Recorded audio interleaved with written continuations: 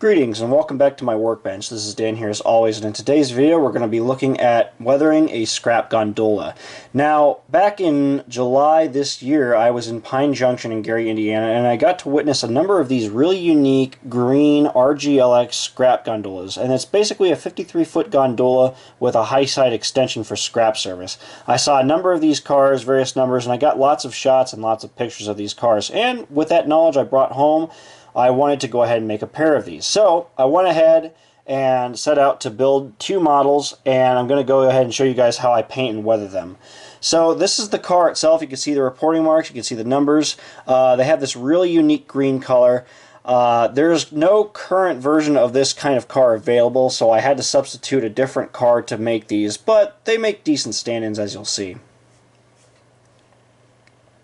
So the car I'm going to use is a Walthers 53-foot thrall gondola. These cars were pretty easy to find. I sourced two of these on eBay for dirt cheap, and I proceeded to do the builds themselves. Now, I wasn't able to film the build portion of this video, so where we're starting off here is actually showing you guys the builds themselves before paint. So what I did was I added numerous underbody details, lots of brake rigging and piping. Where I could get photos of it, I tried to copy it best I could to the model, and I just used styrene, brass wire, and phosphor bronze wire for the entire brake rigging. Now, as you can see, it's a little bit complex, and like I said, I did try to film some of this, and unfortunately I lost all the footage, which sucks, but don't worry, I'll try to do another scrap gondola video down the road here. I have some prototypes that I'm in the process of gathering and sourcing parts and material for. And I'll show you guys how to do all these little tricks for a scrap gondola like this later on. But basically, you can see I added all the brake rigging, like I said, and then I actually added the .005-inch side panels. I bulged them out with a dental pick and then glued them to the side. So I have nicely dented up and banged up panels, as you can see here in this shot. So we now have two completed, more or less completed scrap gondola prototypes here.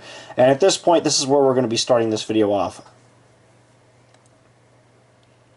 So we're going to go ahead and paint them, and you can see that these have a very unique dark green, or rather a light aqua bluish green color, similar to Union Pacific Maintenance of Way green. And I actually found this color at Hobby Lobby. It's actually a really unique Krylon small can paint that I didn't even know existed. But the color ended up working really well. I just pretty much primed both cars with automotive primer. And then I added 2 to 3 coats of this green, and it applied very smoothly and very evenly. Very similar to if I had airbrushed this or used Tamiya spray paints. It applied very smooth and even. I let this dry for about 2 days before moving on to the next steps. So, starting off with the weathering, I just took a bit of earth brown and black in my air gun here, and I diluted it down with isopropyl alcohol, and I'm running the gun at 40 psi, and I'm going to start working on the underbody first. And I'm just painting all of the grime and all the heavy undercoating on the underbody first. I will work some of this grime up onto the ends to model some of the kick-up, but for the most part on the sides I'm going to be doing brush technique. So I'm really just focusing on getting all of the grime focused on the underbody first here with the airbrush. And it's important you hit all the nooks and crannies. I say it all the time. You got to make sure everything is nice and evenly covered. You don't want to have any untouched spots where you can see clean paint. You want to make sure everything is covered with this grime coat. Really focus on the ends around the truck area, around the bolsters, the coupler boxes, on brake rigging. That's going to be the areas that catch a lot of that grime. Here you can see I'm working it onto the ends there very carefully, and also around those coupler pockets. You'll notice that the couplers are not installed on the car, and that is for a reason, and it was because I kept those off during painting, but also to make it easier to work around some of that grime. If you have the coupler there, it can leave a shadow underneath that coupler pocket, and I wanted to have all of that nicely covered with grime, so I just kept the couplers off, and then like I said, I will weather the couplers separately later on. But I'm just focusing on just getting the car body, the ends, and the underbody weathered. Here you can see I'm working on that kick-up now. Alright, at this point, I sealed everything in place with dull coat, and then I moved on to decals. And with the decals, I just simply used Smokebox Graphics lettering here to do the reporting marks and numbers. I used various sheets of data for this, and pretty much cut and spliced everything together for the appropriate data that I needed. There you can see the end reporting marks and some of that grime. And then I also added my Western Safety reflective safety striping to the sides of this car. And also on the second car, which is not shown. Here it's looking really good though, and at this point we're pretty much ready to start working on the heavy weathering on the sides. And now comes in my favorite part, the oil rust effects.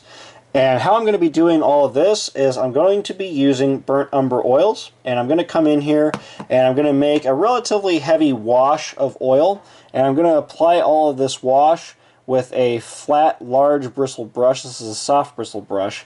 Now, right off the bat here, I start to get a little too ambitious, a little too anxious. I was definitely excited weathering these, to be honest, and I got a little bit carried away and bit off a little more than I could chew. And so very quickly, I started having this paint set up on the sides, and I was like, oh crap. So I very quickly had to start pooling on the thinner, and I tried to desperately start working that paint off so that it wasn't chunking up on me. As you can see, it was starting to set up, so I really had to go in and start heavily working the brush into that paint to try to work it back out because it started to dry too quickly on me. And this is just a case where you need to work in small areas at a time. Don't try to jump in there and do too much all at once. You just need to work on small sections at a time and build everything up slowly. Otherwise you get carried away and you make the mistake that I did here. So I was able to very quickly correct this problem, but it was kind of dumb and I had to go back, and instead of being able to very quickly rush through the side here, if I had done it the right way, I had to go back and really work that paint in way more than I wanted to, which is fine. Now, what I do got to say about using the styrene panel trick, it's very nice because with the bulged panels, once you start weathering over them with these washes, they really start to stand out. You can see all the individual little scrapes and dings that you've modeled with the dental pick on those panels. It really highlights a lot of those bulges very nicely. And we're just getting started here. Like I said, once we start doing a lot of the brush technique work, modeling the rust scrapes and everything, you'll really see this come together. So actually modeling some of the rust scrapes themselves, I'm going to be using a very old frayed out brush here, like this one here, and I'm going to be using straight burnt umber oil, non-diluted, and I'm going to start modeling some of the scrapes, gouges, and dings, and little pits that you see on these kinds of scrap gondolas. These are going to be heavily concentrated around that top chord, usually at the base of the gondola, and then really at the top chord area. All over the sides you're going to see these kinds of scrapes. And this is a good way to very quickly get some of these areas covered, is using a brush like this, because you can get this random streaked effect like you see here.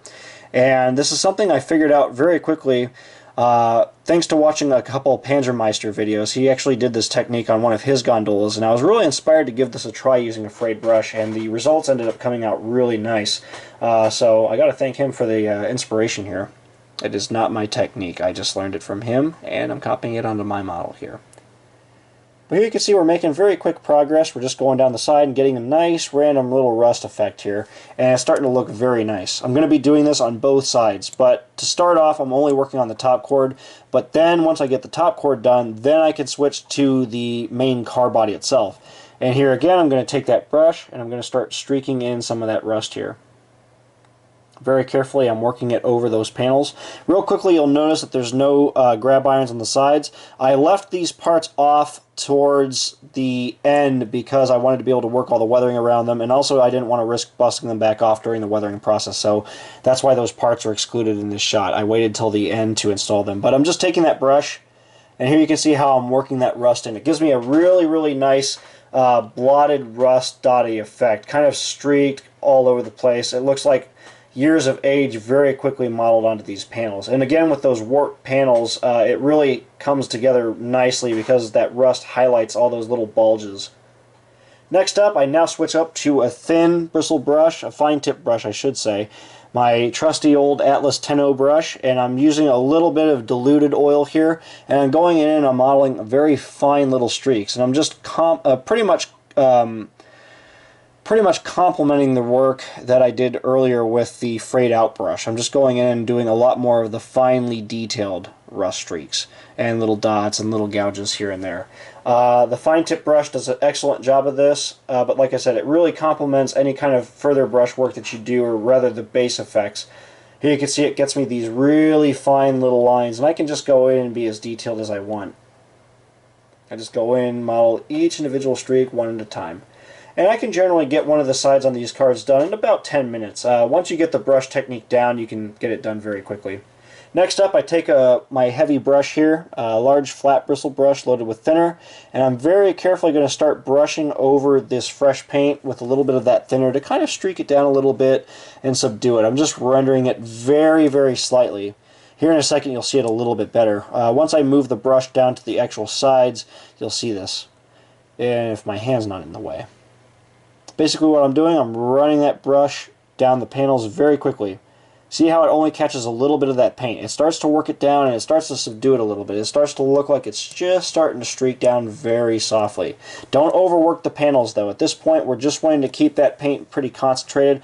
We're only doing light highlights with that. Next up we'll work on the top chord, and this is going to be again a method using that same frayed out stiff bristle brush that I used earlier.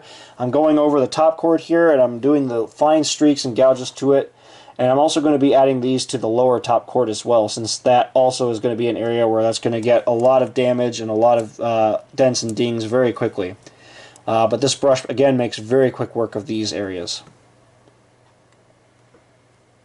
Next up, I'm going to take a very interesting cosmetic sponge here. This is kind of a dry sponge. And my intention here is to model some very heavy rust pits on the top chord there. And these coarser sponges do an excellent job of this. I just dip the sponge in fresh oil thinner and I just start applying the rust to that top chord. And very quickly you get some very convincing effects. And again, this is a technique I learned by watching a Panzermeister video. So again, thanks to Panzermeister for the technique inspiration here. Next up, I'm going to start painting the interior of that top chord, at least the part that's going to be visible. I will have a scrap load installed in both of these cars, but I still want to have these painted up and weathered where they still look convincing, and you can still see all the nice rust effects. So I'm going to be using straight, non-diluted burnt umber oil. I'm going in with that flat, large bristle brush, and I'm just applying that oil. There you can see I'm just working it out nice and gently using vertical brush strokes. Trying to get it nice and smooth. I don't want this to be super thick. I want it to be still relatively even and thin, just for the sake of dry time, because this does take a long time to dry, especially the thicker the coat is. I just want to have enough oil on there that it gives me that nice dark rust tone, then I'll move on to another panel. In this case I'm switching over to the A end of the car now, and I'm applying the rust there. Then I'll switch to the B end, and then to the opposite side, and then I'll move on to the other car, and then, like I said, I'll set these aside for about 2 days to actually dry. Next up, after that's all set up, we'll then work on scrap loads. And I like to make my scrap loads using a foam core, and in this case I use foam from Athearn's boxes for locomotives. I like to cut a square to size, test fit it inside one of the cars, and then do all my final cuts in preparation to install it inside the load. So it's going to fit inside there, but it's not going to come all the way up to the top of the top chord. It's just going to fit nice and snugly inside there. In this case, one block like this I'll cut in half, and then that'll be enough to make loads for both these cars. Like I said, I just pretty much carve it with a hobby knife, and then I take white glue, I insert the load in place permanently, and then I glue real scrap steel to the top of the load, or rather the foam block, and it gives me this really convincing scrap load. Like I said, I do this on a lot of my Gons, and it always looks really nice. At this point, I've reinstalled the couplers, added air hoses, and I'm ready to reinstall the grab irons. I'm also going to reinstall the trucks, and then do some powder works to the trucks. But in this case, there's really not much else I'm going to do to these. They're pretty much finished in my book. Here you can see the completed model. I've now added the grab irons and all the final touches, like mud splatter on the trucks. I painted the trucks and wheels. Did a little bit of powder work, but overall they came out super nice. You can see with all those little details that I've added, they just look super nice. And I'm very happy to have these done, and I'm ready to go ahead and move on to the next project. I want to thank you guys for watching this video. Be sure to subscribe on YouTube for more content just like this coming around the corner. Thank you so much for watching, guys. We'll see you in the next one. Take it easy.